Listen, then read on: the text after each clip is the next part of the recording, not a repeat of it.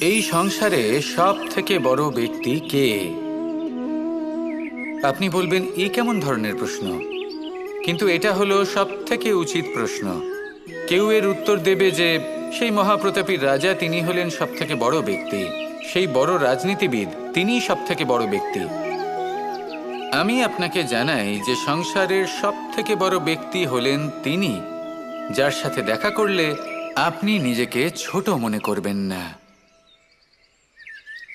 কোনো ব্যক্তি যিনি সব থেকে বেশি শক্তিশালী, আপনি যদি তার সামনে যান তাহলে উনি আপনার অন্তরের শক্তিকে বাইরে বের করে আনবে, আপনার অন্তরের লুকিয়ে থাকা শক্তিকে জাগ্রত করতে প্রেরণা প্রদান করবে।